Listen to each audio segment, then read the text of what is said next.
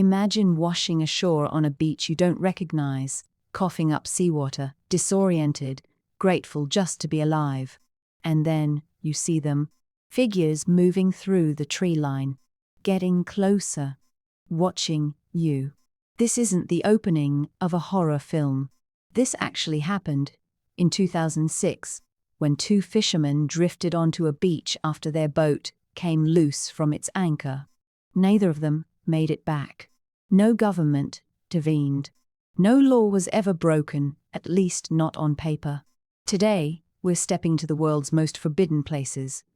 Locations sealed off not just by fences, but by law, by biology, by ancient booby traps, and in one case, by something that might still be armed and waiting after 2,000 years. Some of these places guard secrets. Some guard the future of our species. And by the end of this video, you're going to have to ask yourself a question you won't be able to shake. Let's begin. Picture the line first, not the beach. The Sentinelese don't wait for you on open sand. They watch from the shadows of the forest, and by the time you see them, they've already seen you.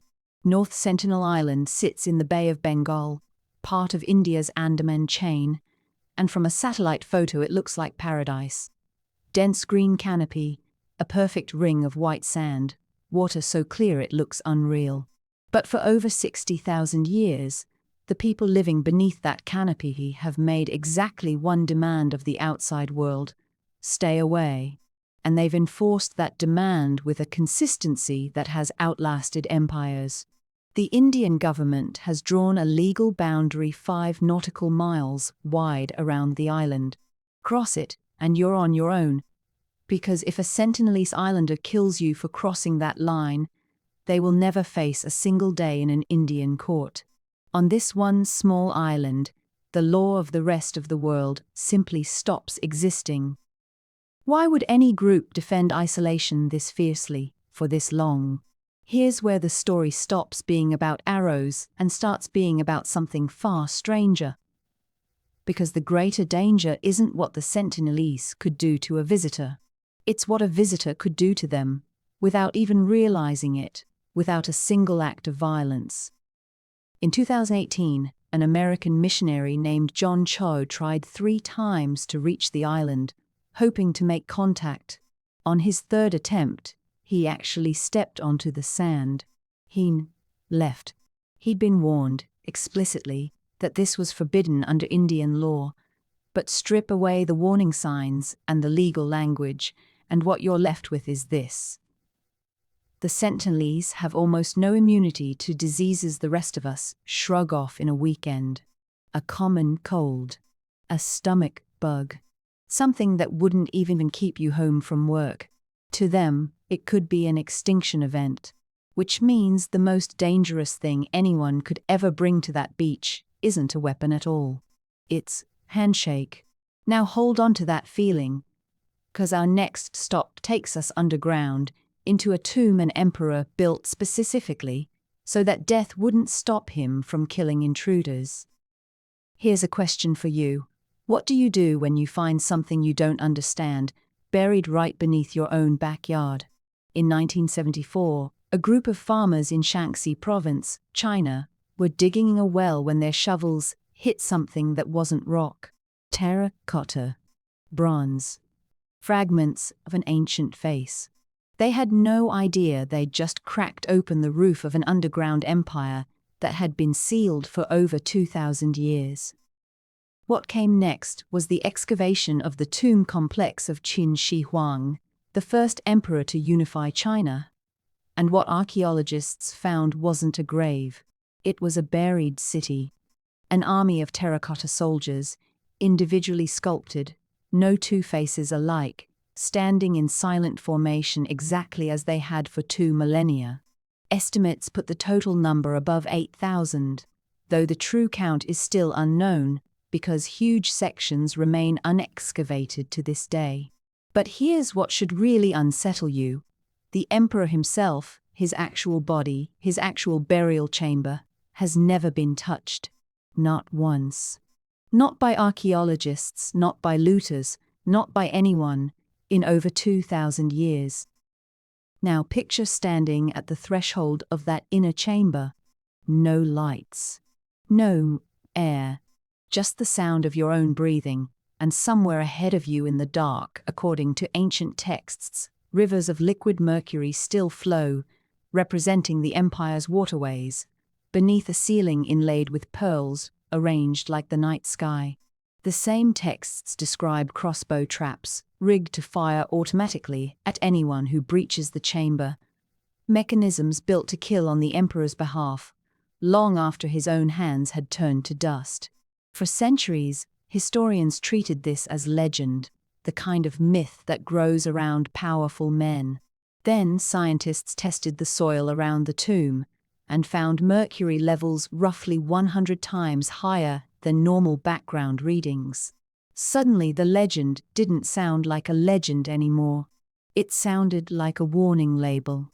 Officially, the tomb remains sealed out of respect and preservation concerns. Unofficially, you have to wonder whether anyone in Chinese archaeology actually wants to test whether those old stories were exaggerating. Now leave the heat and the mercury behind and travel as far north as the map will let you, because our next stop isn't guarding the dead. It's guarding everyone who hasn't been born yet. Somewhere inside the Arctic Circle, on the Norwegian island of Svalbard, there's a door built into the side of a mountain. Open it, and you don't find gold. You don't find weapons. You find silence and cold, and row after row of sealed boxes containing something far more valuable than either. Seeds. Millions of them. Duplicate samples of crop varieties gathered from nearly every country on Earth, stored here as insurance against a catastrophe none of us want to imagine. A war, a pandemic, a climate collapse severe enough to threaten the world's food supply. Here's the detail that should genuinely unsettle you. This vault burrows nearly 400 feet into solid rock, held at a constant -18 degrees Celsius, but even that number is almost irrelevant, because the facility sits inside permafrost, ground that stays frozen no matter what happens to the machinery inside it. Picture every backup generator on Earth failing simultaneously, every power grid going dark. It wouldn't matter. The mountain itself would keep these seeds alive long after the systems built to protect them had gone silent. As of the most recent count, the vault holds more than 1.2 million unique samples, and for most of the year there is no one inside at all, just an automated fortress, sitting alone in the dark, holding humanity's backup copy in case we ever need to start over. Access is restricted to authorized depositors under strict international agreement, which means for nearly everyone alive today, this room will remain something we only ever hear about, never see. From a vault built to save the future, we're going somewhere that very near lost the past completely, because of nothing more than good intentions and a few too many visitors. This next one starts differently. No history lesson first. Just a moment. September 1940, Dordogne, southwestern France. A dog disappears into a hole in the ground. Not unusual. Dogs do that. What is unusual is what happens next. 4 teenagers, chasing after it, climb down a narrow shaft roughly 15 meters deep, into total darkness, with nothing but hand torches. And when the light hits the walls around them, they don't find rock. Eyes, animals, movement, ancient hands reaching across thousands of years to leave a message none of them could read. This was Lascaux, a network of underground chambers holding over 600 painted images, layered on top of each other by different hands across different generations, separated not by years but by centuries. Estimates place the oldest of them between 17 and 22,000 years old, which means these paintings were already unimaginably ancient before the pyramids were even conceived. For a while, the world was allowed to see them. Tourists came by the thousands, and for a moment, this felt like a story with nothing but a happy ending. Then the paintings started dying. Not from vandalism, not from theft, from breathing. From body heat, humidity, and carbon dioxide, exhaled day after day by thousands of visitors, slowly poisoning the air around artwork that had survived ice ages, floods, and 20,000 years of silence, only to start fading in the space of 2 decades. In 1963, the caves were sealed for good. But this is one of the rare stories on this list with a genuine second act. Because rather than lose Lascaux forever, conservationists built an exact replica nearby, precise down to the brushstroke, so the world could still stand in that same silence and feel that same chill, without ever touching the fragile original again. Preservation in this case meant admitting that the only way to save something ancient was to stop letting anyone near it. Now, from painted stone, we're heading somewhere far more alive and far less forgiving. Off the coast of Brazil, there's a small island that most maps don't even bother naming properly. Everyone just calls it Snake Island. Officially, it's Ilha da Queimada Grande, and it holds one of the highest concentrations of venomous snakes found anywhere on the planet. Specifically the golden lancehead pit viper, a species that exists nowhere else on Earth. Older estimates once put the population in the hundreds of thousands. More recent surveys suggest the true number is considerably lower, though nobody's exactly lining up to do a precise head count on foot. How does an island end like this? Not through some sinister experiment, through geography. During the last ice age, sea levels were low enough that this island was simply part of the Brazilian mainland. As the ice melted and the water rose, the connection disappeared, and an entire population of snakes found itself permanently trapped on a shrinking patch of land with no predators left to compete with. Thousands of years of unchecked breeding did the rest. Today, the Brazilian Navy enforces strict limits on who can set foot there. Researchers only, and only with formal authorization, both to protect people from an extraordinarily dangerous species, and to protect a species that exists absolutely nowhere else in the world. This is one of the only places on our list where the danger isn't a government, a disease, or a myth. It's just evolution, left alone in the dark for 10,000 years. From a place accidentally sealed off by nature, our next stop was sealed off deliberately, by human hands, for reasons that sound almost too strange to be true. Off the coast of South Carolina, there's a low, quiet island that locals just call Monkey Island. Its real name is Morgan Island, and today it's home to several thousand free-ranging rhesus macaques. But they didn't evolve there, and they weren't shipwrecked there. They were placed there.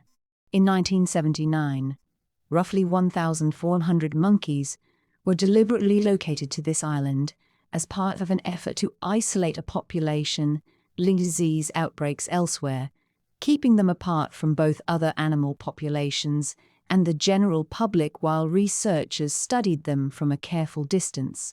The island remains closed to visitors to this day, monitored but rarely disturbed. A strange, quiet footnote of an island where the forbidden zone isn't ancient or mystical at all. It's simply the result of a decision made decades ago that nobody's ever bothered to reverse. From a research island hiding along an ordinary coastline, we move to a location that hides in the most unlikely place of all, beneath one of the most recognizable buildings on Earth. Underneath Vatican City lies the Vatican Apostolic Archive, home to centuries of documents so old, so sensitive, that access has been restricted for generations. For decades it was publicly known as the Secret Archive, a name that practically invited conspiracy, suppressed confessions, buried scandals, secrets the Church supposedly never wanted the world to see. The truth is a little less cinematic. That old name referred to privacy in the sense of a private, personal archive belonging to the Pope, not necessarily to hidden conspiracies. Still, the sheer volume of material housed here, some of it centuries old, remains almost entirely off-limits to the public, with access granted only to qualified researchers through a formal, rigorous application process. Whatever these shelves do or don't contain, one fact remains true for nearly everyone reading this: you will never see what's actually inside. And from the most guarded religious archive on the planet, we arrive at that location almost everyone has heard of, and almost no one has ever actually seen. Out in the Nevada desert, on a dry salt flat called Groom Lake, sits a name that barely needs an introduction anymore: Area 51. Despite decades of conspiracy theories claiming the government refused to even admit this place existed, the truth is stranger. Its existence was never really the secret. What stayed locked away for over 70 years is what actually happens behind perimeter fence. According to declassified documents, the site was established in the 1950s to test the Lockheed U-2, one of the most advanced reconnaissance aircraft ever built, under a program called Project Aquatone. From there, decades of near-total silence did what silence always does. It filled the gap with speculation, classified prototypes, experimental weapons, and, of course, aliens. Nobody outside that fence really knows what's true, and that, more than any single rumor, is exactly the point. In 2019, that decades-long mystery collided head-on with internet culture. A joke event calling for people to storm Area 51 en masse has somehow stopped being a joke, and on the night itself, roughly 1,100 people actually showed up at the gates. Picture that scene for a second. Floodlights cutting across empty desert, a base built to guard some of the most classified secrets in American history, facing off against a crowd that came mostly for photos and memes. In the end, nobody got inside. Nobody was seriously hurt. 7 people were arrested. But somewhere behind that fence, for one strange night, decades of secrecy came face to face with the one force it was never built to withstand: public curiosity, refusing to take classified for an answer. So here we are, at the edge of every boundary we've crossed tonight. A tribe that kills to stay unseen, not out of cruelty, but survival. An emperor who built traps to keep haunting his own tomb. A vault holding humanity's second chance, hidden where hardly anyone will ever look. A cave so fragile it had to be hidden from the very people who loved it most. An island where nature simply forgot to stop. A research site nobody talks about. An archive guarding centuries of unread pages. And a fence in the desert that has survived 70 years of human curiosity without ever fully satisfying it. Strip away the geography, and every single one of these places protecting the exact same thing: the line between what we're allowed to know and what we're not yet ready to touch.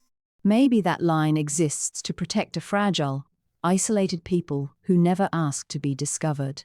Maybe it exists to protect us from our own recklessness, our own desire to reach for the trap before we've thought about what happens if it's real.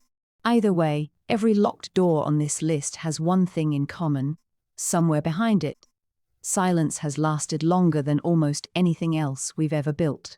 And silence like that doesn't happen by accident. It's chosen, defended, and renewed, generation after generation, by someone who believed some things are worth protecting more than they're worth understanding. So here's what I want you to sit with. If one of these doors opened for you, right now for exactly 60 seconds, no risk, no consequences, would you actually walk through it? Or would some small, quiet part of you finally understand why it was locked in the first place? Tell me which one you'd choose, and why, in the comments.